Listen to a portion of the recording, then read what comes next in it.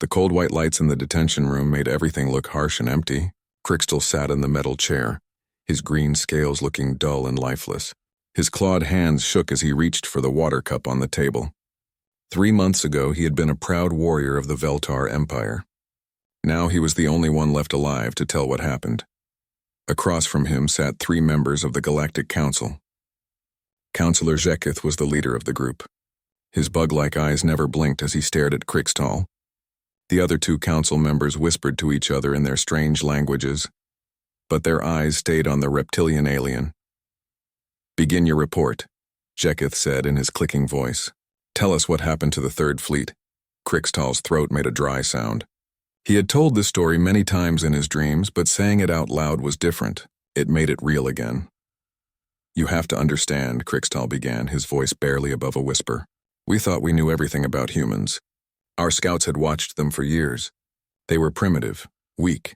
They used chemical rockets and simple weapons. Their biggest ships were tiny compared to ours." He paused and looked at his claws. There were still scars on them from trying to escape his burning ship. The mission was supposed to be easy. Admiral Vectar himself said it would take maybe 2 days. We had 300 ships.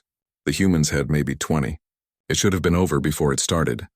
Zekith leaned forward, but it was not. "No," Crixtal said, and his whole body shuddered. "It was not." The alien survivor closed his eyes and remembered. The Third Fleet had been the pride of the Veltar Empire. Massive ships with weapons that could crack planets, shields that could stop anything, soldiers who had conquered 50 worlds without losing a single battle.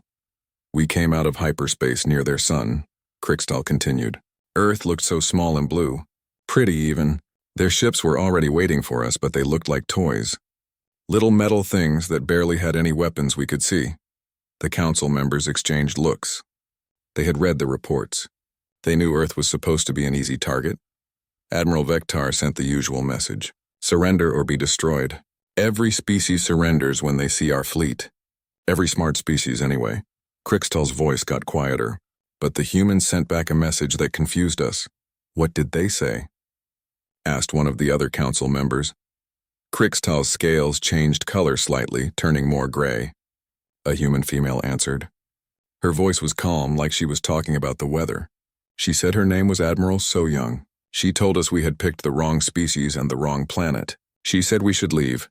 Zekith made a note on his datapad. "And what did your admiral do?" He laughed. We all laughed. One small human telling the mighty Veltar Empire to go away. It was funny then. Crixtal's claws scratched the table. "It is not funny now," the alien continued his story. He told them how Admiral Vectar had ordered the first attack. Just a small one, to show the humans how hopeless their situation was. 10 ships moved forward to destroy the human vessels quickly and cleanly. But something was wrong from the beginning, Crixtal said. Their ships moved too fast. Too smooth. Our weapons hit them, but somehow they did not die. And when they shot back, he stopped talking and stared at the wall. The council members waited. When they shot back, our shields failed. Just like that. Gone. The weapons they used were not what our scouts had reported. These were not primitive chemical explosives. They burned through our armor like it was paper. Crixtal remembered the first ship that died. The Claw of Victory had been hit by what looked like a small human missile. The proud Veltar warship had simply stopped existing. One moment it was there, the next moment there was only empty space and debris. And then we heard him, Crixtal whispered. Heard who? Zekith asked. Commander Hyunwoo. He was commanding the human defense fleet. But he was not speaking in human language. He was speaking perfect Veltar. Not just words, but military terms. Battle commands. He knew everything about how we fight. The council members looked shocked. The Veltar language was complex and difficult. Only a few other species had ever learned it. What did he say? Crixtal closed his eyes again. He said, "Welcome to Earth. We have been waiting for you." Then he gave orders to his ships in our own language. Perfect military Veltar. It was like listening to one of our own commanders. The alien survivor told them about the battle that followed. The humans had ships that appeared from nowhere, weapons that came from the planet itself, and soldiers who fought like they had done this 1,000 times before. One of their pilots, a young human named Min Jun, kept fighting even after his ship was damaged. We could see through our scanners that his life support was failing. He should have surrendered. Any sane being would have surrendered, Crixtol's voice broke a little, but he kept shooting until he died at his controls. His ship kept moving forward until it hit one of ours. Shekith made more notes. How many ships did you lose in the first attack? All 10 that we sent forward, and 3 more that were hit by debris and missiles. Crixtol's scales were now completely gray. 13 ships destroyed in less than an hour, by primitive humans with simple weapons. The room was quiet for a long moment. Everyone knew that the Veltar had never lost 13 ships in one battle before. But this was only the beginning, Crixtol said, looking up at the council members. You want to know the truth about humans? The real truth? Then you need to hear the rest. Because what happened next was when we learned that everything we thought we knew about them was wrong. Completely wrong. Shekith nodded slowly. Continue your report, Survivor. Tell us everything. Crixtol took another drink of water and began to speak again. His voice was stronger now, but his eyes held a fear that would never go away. The fear of someone who had seen what humans could really do when someone threatened their home. Crixtol stared at his claws for a long moment before continuing. The council members waited patiently, though Shekith kept tapping his data pad with one finger. After we lost the first 13 ships, Admiral Vectar was angry, but he was not worried yet. He thought the humans had just gotten lucky. He ordered a full assault. 50 ships this time, with our best weapons and our strongest shields. The alien survivor's voice got quieter as he remembered. The Admiral sent a message to all ships. He said we would show these primitive humans what real power looked like. He said we would burn their planet and take their resources. He said they would regret not surrendering when they had the chance. Shekith leaned forward. And how did the humans respond? That is when we first heard from their admiral so young again. But this time she was not alone. She had other humans with her, important ones. And they were all speaking our language. Crixtol's scales shifted color again, turning almost white with remembered fear. The human admiral's voice was still calm. Too calm. She said they had tried to warn us. She said they had given us a chance to leave peacefully. Then she said something that made my blood cold. What did she say? She said, "You picked the wrong species and the wrong planet. But thank you for coming to us. It saves us the trouble of hunting you down one by one." The council members exchanged worried looks. That did not sound like something a primitive species would say. Crixtol continued his story. The 50 Veltar ships had moved forward in perfect formation. Their weapons were charged and ready. Their shields were at maximum power. They were some of the finest warships in the galaxy. But as we got closer to Earth, strange things started happening. Our sensors began picking up energy readings that should not have been there. The planet's moon was giving off power signatures. Some of the asteroids in the system were moving in ways that asteroids do not move. The alien survivor rubbed his forehead with one claw. And then Captain Junho spoke to us. Who was Captain Junho? A human ship commander. But he was not speaking to his own people. He was speaking directly to us on our military channels. In perfect Veltar. He knew our codes, our frequencies, everything. Crixtol told them what the human captain had said. It was a formal challenge in the old Veltar style, the kind warriors used before battle. But Captain Junho had used words and phrases that only a Veltar military scholar would know. He challenged Admiral Vectar to personal combat, single ship to single ship. Winner takes all. It was done perfectly following our oldest traditions. The Admiral could not refuse without losing honor. Shekith stopped taking notes. A human knew your military traditions? Not just knew them. He understood them better than most of our own officers. Crixtol's voice was full of confusion even now. The Admiral accepted the challenge. He took his personal ship, the Pride of Veltar, and moved forward to fight. The battle between the two ships had been short but terrible. Admiral Vectar was one of the finest pilots in the Empire. His ship was the newest and strongest. But Captain Junho fought like he knew exactly what the Admiral would do before he did it. The human ship was smaller and looked weaker, but it moved like it was alive. Every time the Admiral fired, the human was already somewhere else. And when the human fired back, Crixtol stopped and shook his head. What happened when he fired back? The weapons were like nothing we had ever seen. They did not just hit the ship. They seemed to reach inside and tear it apart from within. The Pride of Veltar lasted maybe 5 minutes before it was destroyed. The council members were very quiet now. They all knew about Admiral Vectar. He had been famous throughout the galaxy as a warrior and ship commander. But Captain Junho was not finished. Crixtol continued. After he destroyed the Admiral's ship, He turned on the rest of our fleet. Just one human ship against 49 Veltar warships. It should have been suicide. Instead, it had been a massacre. The human ship had moved through the Veltar formation like a blade through soft fruit. It used weapons they had never seen before. It moved in ways that should have been impossible. And worst of all, it seemed to know exactly where each Veltar ship would be before they moved there. In 30 minutes, Captain Junho destroyed 12 more of our ships. 12, all by himself. Crixtal's voice rose in remembered panic. And then other human ships appeared. They just seemed to appear out of empty space. Our sensors had not detected them at all. Jeketh made a note. Stealth technology? Better than stealth. They were invisible until they wanted to be seen. And when they started shooting, Crixtal closed his eyes. It was like watching predators hunt prey.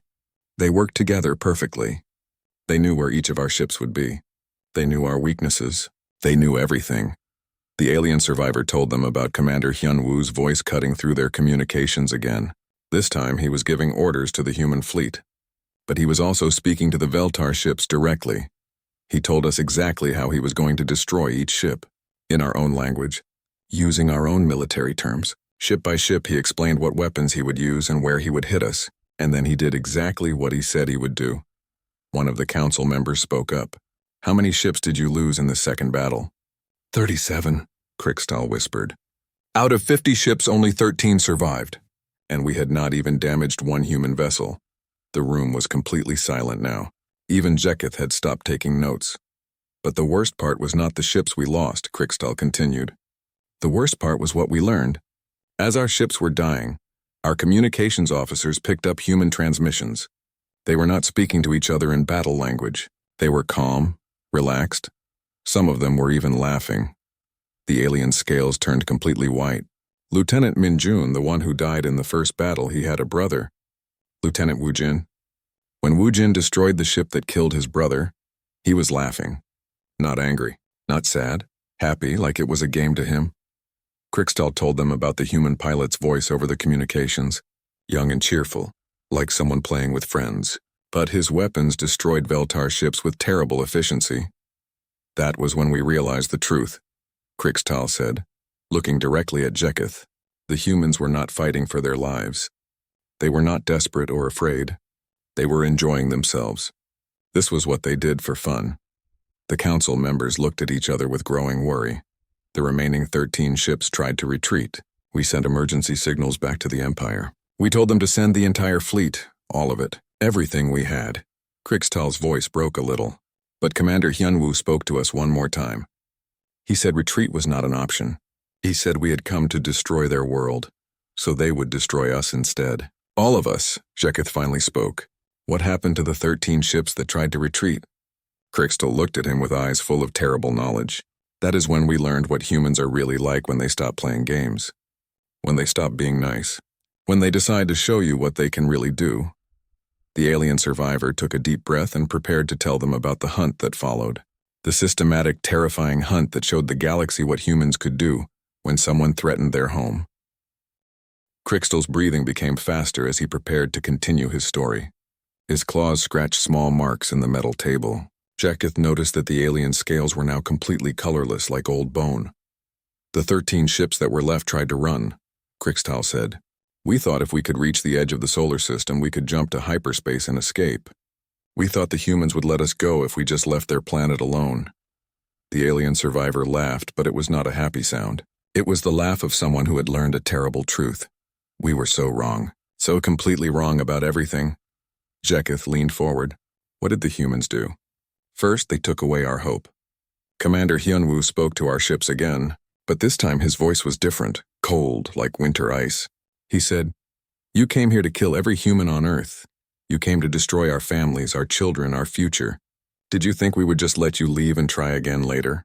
Crixtal told them how the human commander had explained their situation.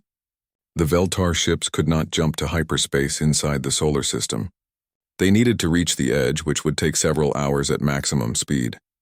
But the humans were not going to let them reach the edge. He told us he was going to hunt us down one by one. He told us no one would escape. No one would return to the Empire to report what they had learned. And then he said the words that still wake me up screaming. The council members waited. Even Jeketh seemed afraid to ask what those words were.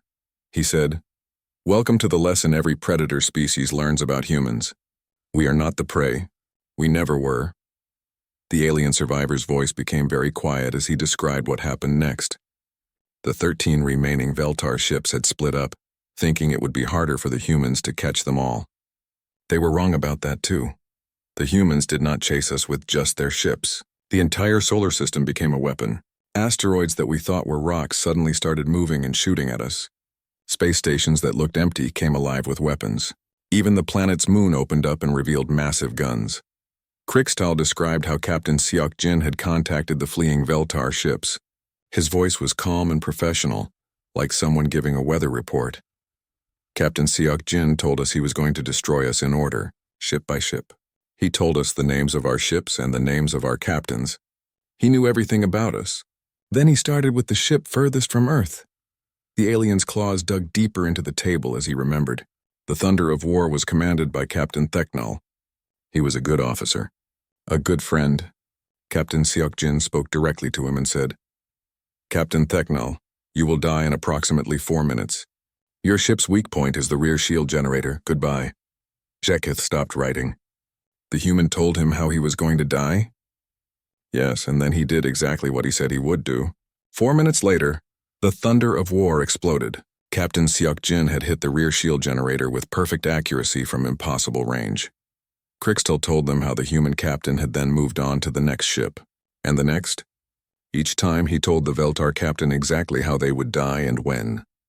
Each time he was exactly right. Ship after ship was destroyed. The humans were not just hunting us. They were playing with us, like cats with mice. They could have killed us all quickly, but they wanted us to be afraid first. The alien survivor described the terror that had spread through the remaining Veltar ships. Officers who had faced death many times before were breaking down and crying. Some tried to surrender. Others tried to hide. Nothing worked. Lieutenant Doan spoke to us while our ships were dying. She was a human engineer, but she knew more about our ships than our own mechanics. She told us exactly which parts of our engines were failing and why. She explained how human weapons were designed specifically to break Veltar technology. Krixtal's voice became even quieter. That was when we learned the most terrible truth of all. The humans had been studying us for years.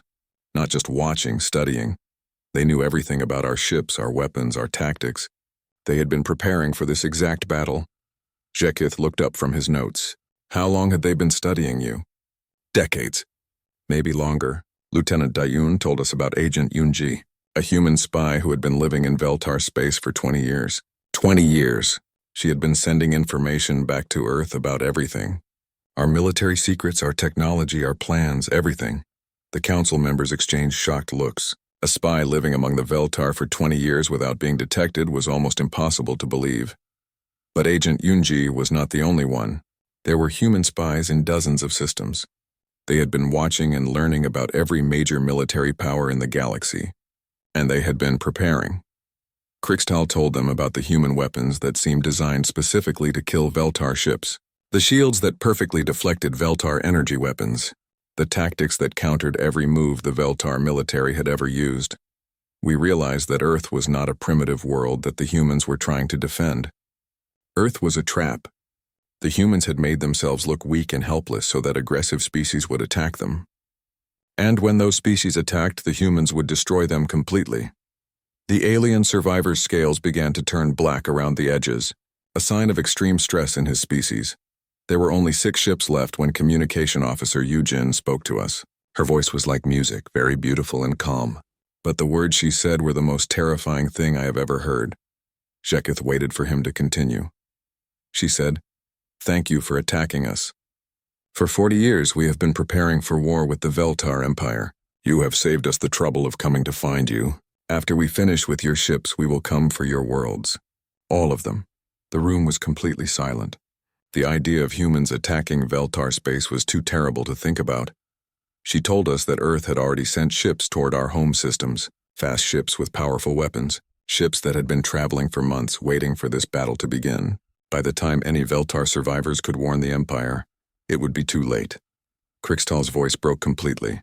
6 ships became 5, then 4, then 3. Each time the humans told us exactly how we would die. Each time they were right. And with each ship that died, they told us more about their plans for our empire. The alien looked directly at each council member. That was when I learned the truth about humans. They are not like other species. When other species fight, they fight to win. When humans fight, they fight to make sure their enemy can never threaten them again. Ever. Jeketh's bug-like eyes had grown very wide. What happened to the last 3 ships? Krikstal's scales turned completely black. That is when the humans stopped playing games. That is when they showed us what they really are underneath all their smiles and peaceful words. That is when we learned why every other predator species in the galaxy should be afraid of humans. The alien survivor took a shaking drink of water and prepared to tell them about the final, most terrible part of his story. Krikstal's whole body was shaking now. His black scales made scraping sounds against the metal chair as he moved. The council members had stopped taking notes and were just staring at him with growing horror. 3 ships left, Krikstal whispered. My ship, the Razor of Night, commanded by Captain Velkoth, the Stormbringer, commanded by Captain Zexhal, and the Death's Edge, commanded by Captain Mortek. 3 ships out of 300. The alien survivor closed his eyes but opened them quickly. Even now, he could not stand to see the memories when his eyes were closed. That was when Admiral So-Young spoke to us personally, not through Commander Hyunwoo or the other officers. She spoke to us herself. And what she said? Krikstal's voice trailed off. Jeketh leaned forward. What did she say? She told us our names. All of our names. Not just the ship captains, but every officer on every ship. She knew our families, our children, our homeworlds. She knew things about us that even we had forgotten. The alien's claws scratched deep grooves in the table. She told Captain Velkoth about his daughter's wedding that had happened 2 years ago. She described the ceremony in perfect detail. She told Captain Zexhal about his son's graduation from military school. She knew everything. Krikstal told them how the human admiral had explained why she knew so much about them. The humans had not just been watching Veltar military movements. They had been studying Veltar society, culture, and individual lives. She said that humans believe in knowing their enemies completely, not just their weapons and ships, but their hearts and minds. She said humans had been preparing for war with us since the first day they met us. The alien survivor's voice became very quiet. Then she told us about the rules. What rules? Human rules of war. She said that when someone attacks human families, human children, human homes, then the humans stop following the normal rules. She said we had crossed a line that should never be crossed. Krikstal described how Admiral So-Young had calmly explained what would happen next. The 3 remaining ships would not be destroyed quickly. They would be captured and their crews would be questioned. Every piece of information about the Veltar Empire would be extracted from them. She said the humans needed to know everything about our military, our technology, our weaknesses. She said they needed this information so they could destroy us completely. The alien scales began to turn white again as he remembered the Admiral's calm voice explaining their fate.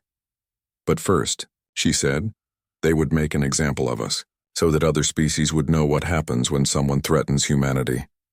Jeketh stopped breathing for a moment. What kind of example? They disabled our ships without destroying them. Not with weapons, but with some kind of technology that just made everything stop working. Our engines died.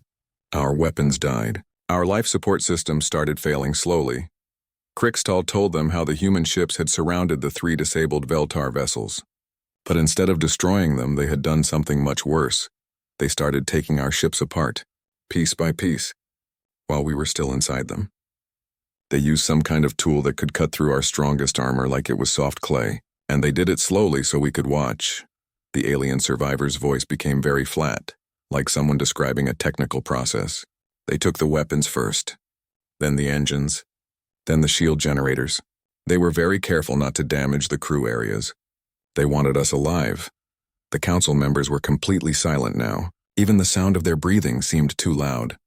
Captain Velkoth tried to fight back. He had some emergency weapons that were still working. But when he fired at the human ships, they did not even bother to dodge. The weapons just bounced off their shields like tiny rocks. Krikstal described how Lieutenant Wu Jin had spoken to Captain Velkoth over the communications. The young human pilot's voice was still cheerful and friendly. He thanked Captain Velkoth for the target practice. He said it was good to test their new shield technology. Then he used a small weapon to cut Captain Velkoth's ship exactly in half, very slowly, very carefully. so that everyone could see how easy it was for him. The alien's claws were now completely buried in the metal table. Captain Velkoth's ship broke apart, but the crew areas were not damaged. The crew was left floating in space in their emergency suits. And then Lieutenant Wu Jin did something that will haunt me forever. Jekith's voice was barely a whisper. What did he do? He rescued them. The humans collected every single Veltar survivor and brought them aboard their ships. They gave them medical care and food and warm places to sleep. They were kind to them. The council members looked confused. This did not sound terrible. But while they were being kind, Krigstal continued, they were also asking questions, and the humans had ways of making people answer questions. Not torture, not pain. Something much worse. The alien survivor told them about the human interrogation techniques. They used drugs that made it impossible to lie. They used machines that could read thoughts directly. But worst of all, they used kindness. They treated our people like honored guests. They showed them human families, human children, human cities. They explained how the Veltar attack would have killed millions of innocent people, and then they asked our officers to help them prevent future attacks. Krigstal's voice became very bitter, and our officers helped them. Gladly, they told the humans everything. Military codes, secret bases, hidden weapons, future attack plans, everything. The alien told them how the humans had turned their own people against them using nothing but truth and kindness. The Veltar officers had seen human families and realized they were not much different from Veltar families. They had seen human children and remembered their own children. Within hours, the humans knew more about our military than our own generals did, and they used that information to contact other Veltar ships that were traveling toward Earth. Jekith looked up sharply. Other ships? The Third Fleet was just the beginning. The Empire had sent 3 more fleets to make sure Earth was completely destroyed. 900 ships total. They were supposed to arrive over the next few days.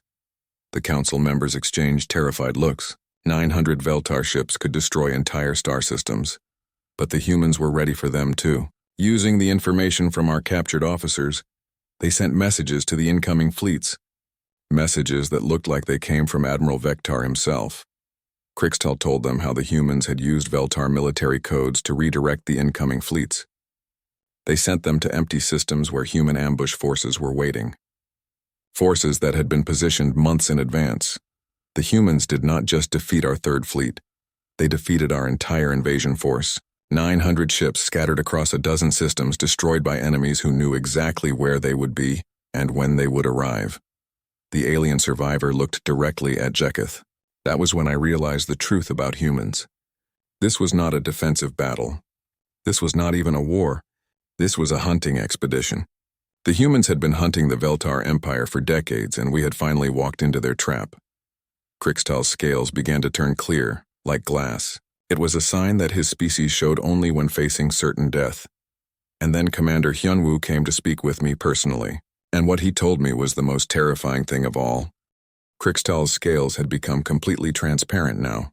Through his clear skin, the council members could see his alien heart beating too fast. His breathing was shallow and quick, like someone running from a predator.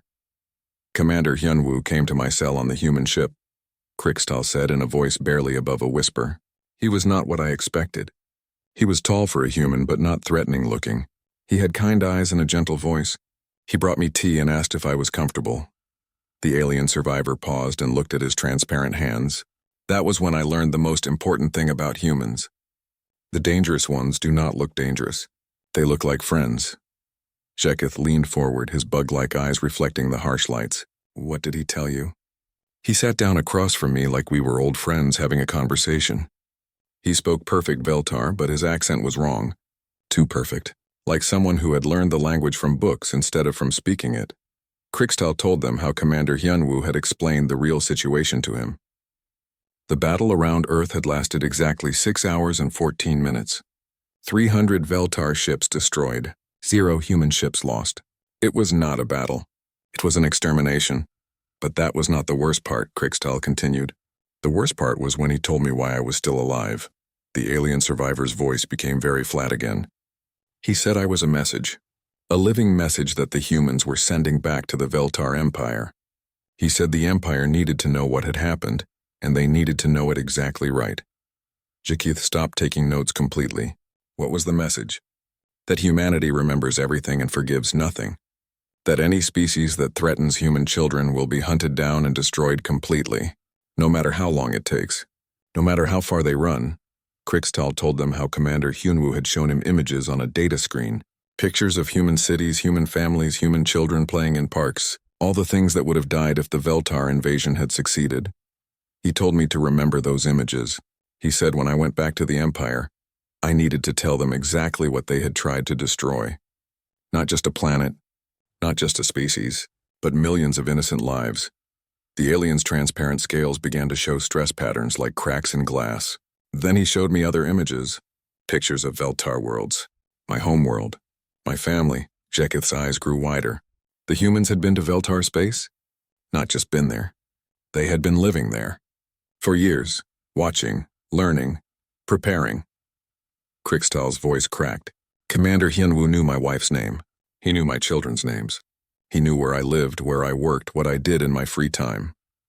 The alien survivor told them how the human commander had calmly explained that there were human agents throughout Veltar space, agents who had been in place for decades, collecting information and preparing for this moment. He told me that if the Veltar Empire ever threatened humanity again, those agents would receive orders to destroy every major Veltar world simultaneously. Not invasion, destruction, complete and total. Krixtal's whole body was trembling now. He showed me the weapons they had prepared.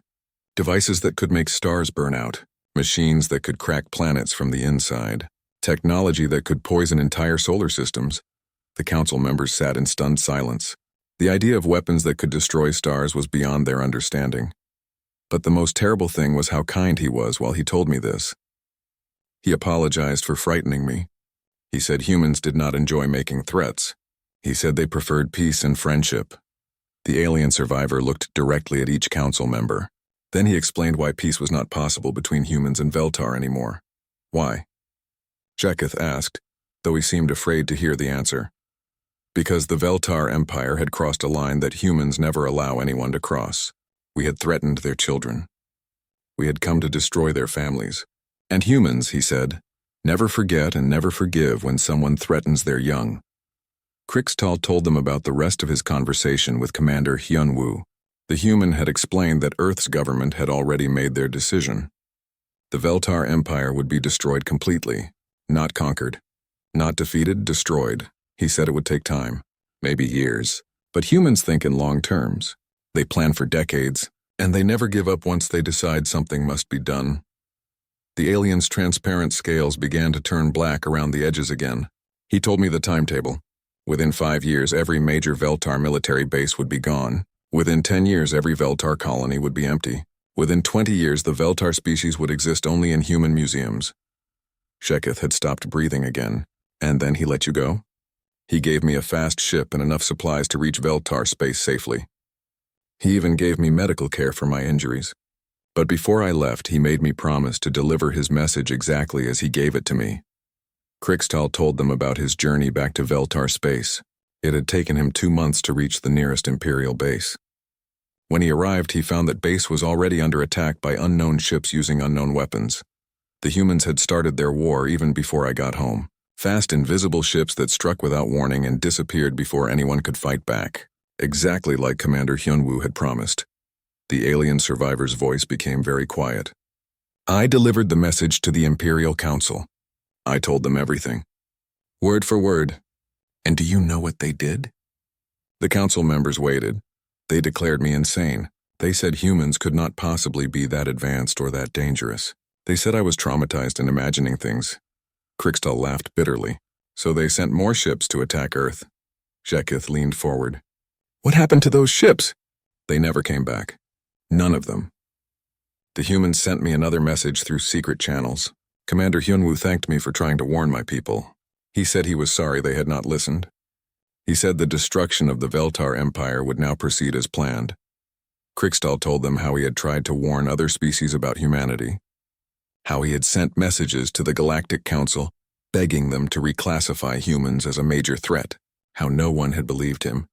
That was 3 months ago. Since then, 60% of Veltar space has gone silent.